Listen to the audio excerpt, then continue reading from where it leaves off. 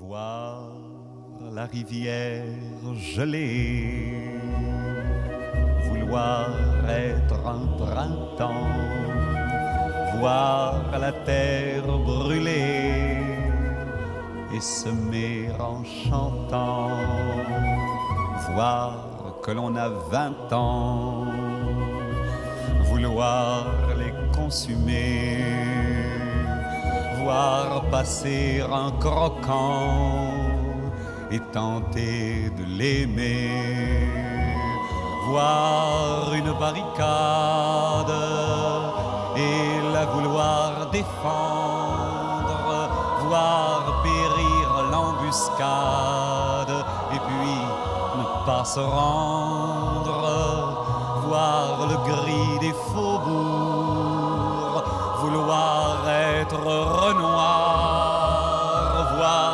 l'ennemi de toujours et fermer sa mémoire, voir que l'on va vieillir et vouloir commencer, voir un amour fleurir et si vouloir brûler, voir la peur inutile,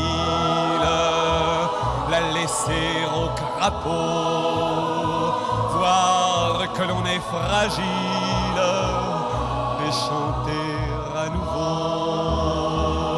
Voilà ce que je vois, voilà ce que je veux, depuis que je te vois.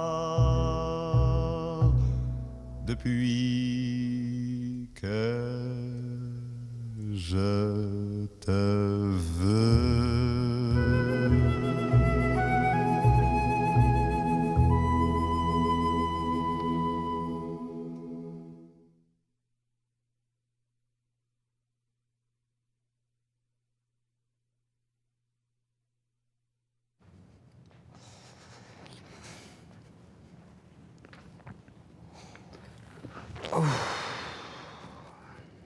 All right.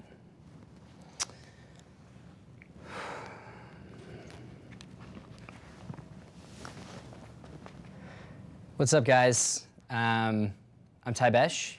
You might know me from Lamestream. You don't. We're looking to do this thing called Lamestream every Saturday, where we bring people on and chat. And where it all came from was when I met Glenn O'Brien on the internet, actually on a VHS tape, actually on a was it Super 8? No. Super 6, no.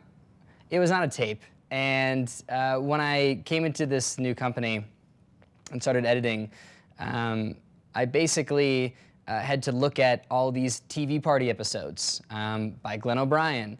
And the person I was doing some work for, he helped shoot it, so he had the original tapes. So while I was transferring these tapes to digital, I got to see Glenn O'Brien in action on TV, what was New York in the 70s and 80s. It was really interesting and super inspiring because this guy was like, Glenn, the way I explain, I've never met him. I had never met him. The way I explain Glenn is he's this super clever, interesting guy who knew in this situation how to act. And you'd think it's like this guy just having fun on television. And if you look into him, it's not the case. So it was really inspiring, like I said, to see him in his episodes on TV, how he would interact with people, what he would say, and what they would do, and how they would always make it interesting. And it wasn't just him; it was the whole team, that did this. So I got a chance to be exposed to that, and because of that, I was inspired to try the same thing. Jeff Weber, one of the producers at Creative Tucson, wanted to do some late night stuff, and we did it once a few months ago, wrote it off, and then I got into TV party, and I was like, oh, I get it now. Like, I get what this can be. I see what this can lead into. So we did that, and Lamestream last week was pretty successful, I'd say. Like we brought this guy we're doing a documentary on in the music scene into Tucson, and we just screwed around on TV. It was dope. It was really good, and it was exciting to see that, like, on late night television, how you can just be comfortable and have a chat kind of thing and do whatever. So I really, getting into Glenn O'Brien, let me see how we're doing on time.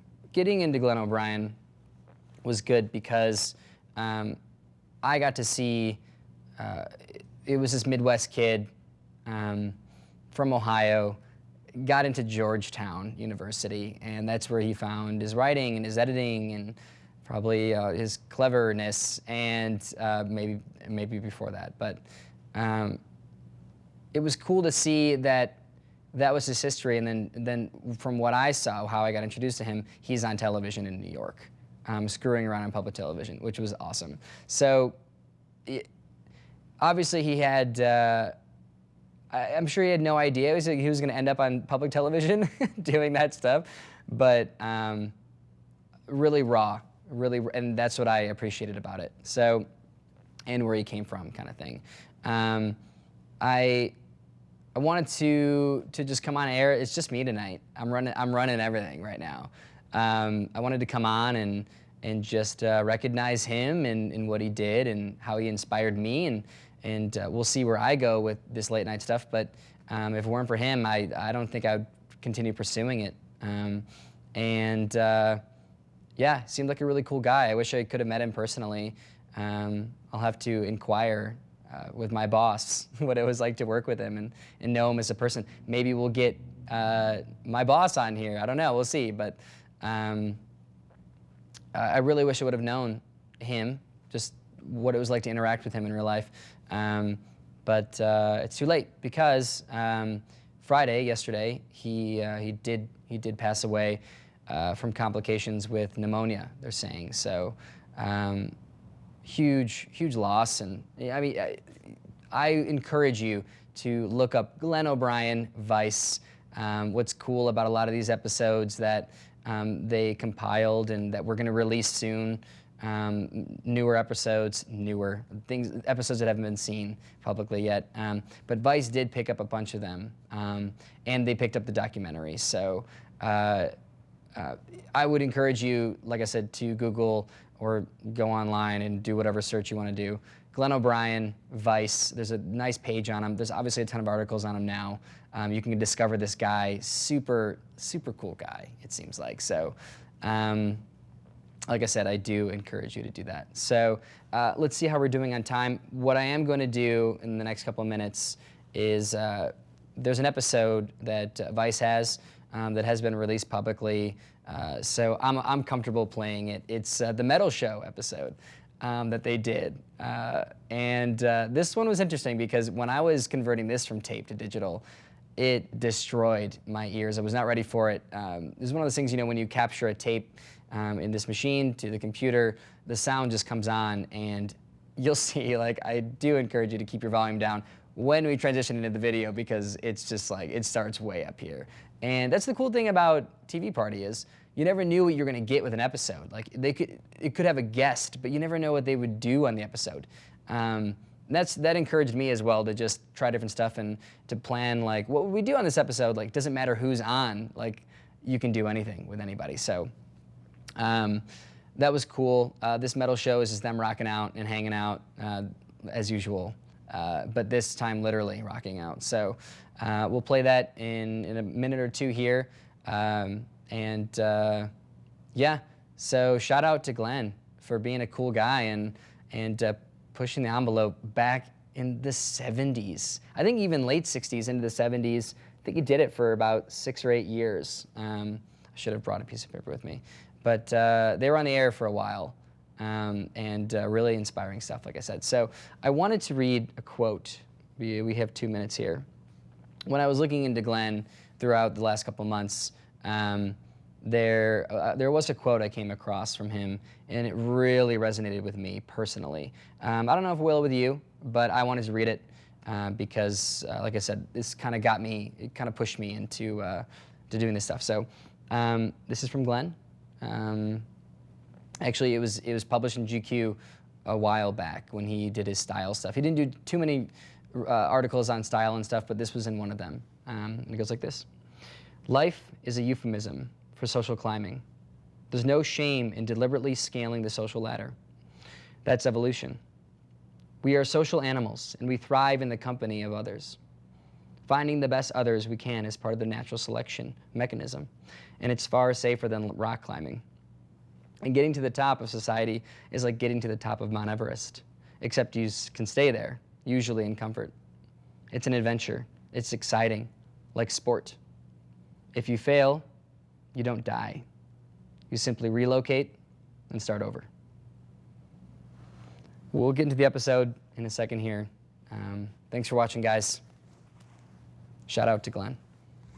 See you.